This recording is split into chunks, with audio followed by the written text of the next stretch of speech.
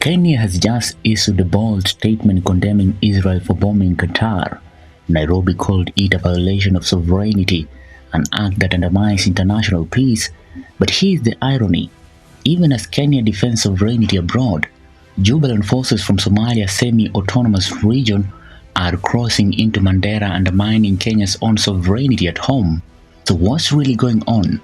Is Kenya a global moral voice or a country papering over its own cracks? On September 9th, Israel struck Doha targeting Hamas officials.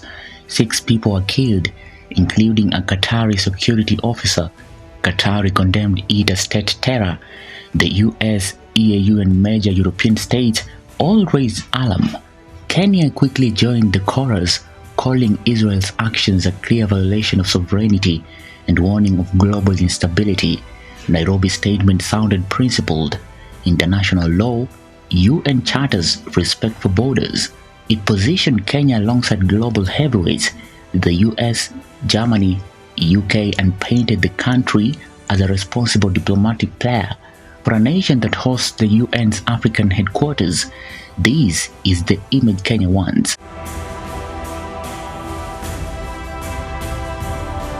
But let us be honest. Why does a developing country embroiled in its own security issues feel the need to jump into Middle East geopolitics? Because it buys credibility. Every statement puts Kenya on the international map. It strengthens alliances, reminds partners Kenya is a serious state, and ensures Nairobi has leverage when negotiating aid, trade, or security pacts. It is also about reciprocity. If Kenya speaks when Qatar is attacked, it expects others to speak when Mandera is under siege. And Mandera is under siege. Jubaland forces have crossed the porous border, clashing with local militias and even Kenyan security. This isn't new. Mandera has long been the front line of spillover from Somalia, but the latest incursions highlight Nairobi's challenge. Kenya may condemn Israel thousands of miles away, but it still struggles to control its own territory.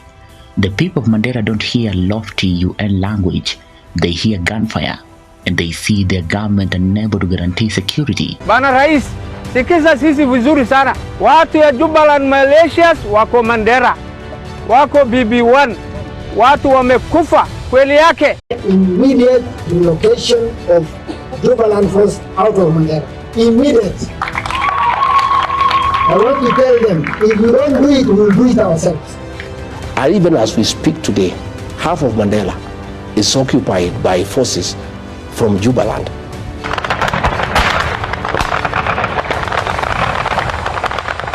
So the contradiction is sharp. Kenya defends sovereignty abroad while sovereignty is violated at home. To critics, this is hypocrisy, grandstanding internationally while ignoring domestic realities.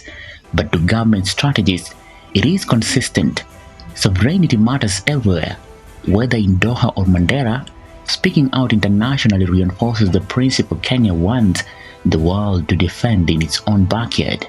Projecting strength abroad is sometimes easier than fixing weaknesses at home.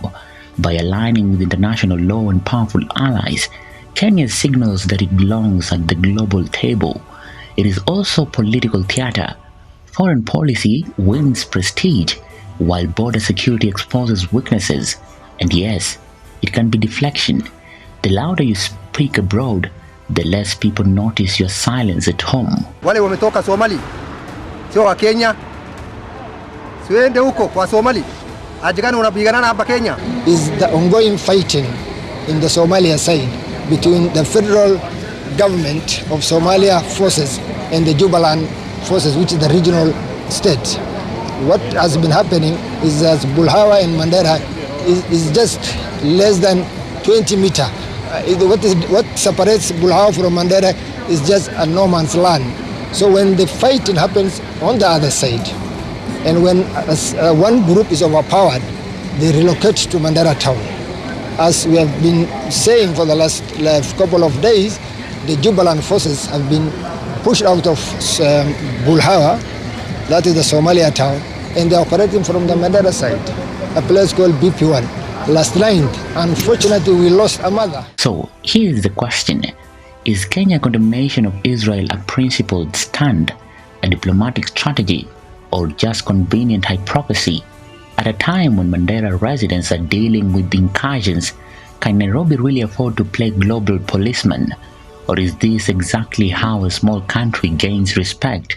By speaking loudly on global law while fighting its own quiet battles at home. We want to call upon His Excellency, the President of the Republic of Kenya, who is also the Commander-in-Chief of all the armed forces. Mandera cannot be turned into a battleground for Somalia. We have no interest in Somalia. The only interest we have in Somalia is peace. If they cannot peace and fight, then we have no business to involve in their internal affairs. They have opened a camp in BP1. BP1 primary school is now closed. And there are people who want to do exam in the next 1 month. How do you close a public school and turn it into a military training camp? It is impossible. So tunawaeleza. His words ring louder because they suggest collusion, or at the very least negligence, by Kenya's own military. Eleza immediate relocation of Jubaland force out of Mandera. Immediate. I want to tell them, if we don't do it, we'll do it ourselves. Kama wanataka unatusaidia peleka Somali, saidie huko. The Somalis are rough land. You cannot.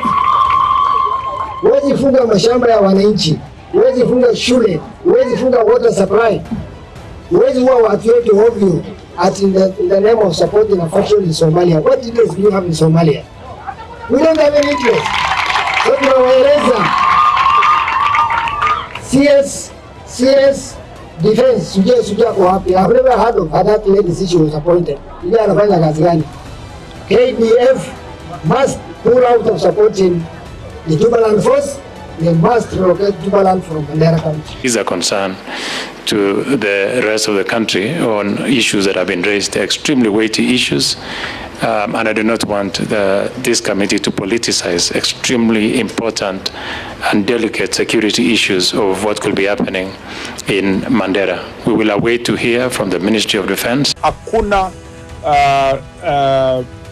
wasiwasi yoyote ambayo unaweza kusema kuna wanajeshi wa nchi zingine ama regions za nchi zingine ambao wamekuja Kenya kudhoofisha mambo ya usalama.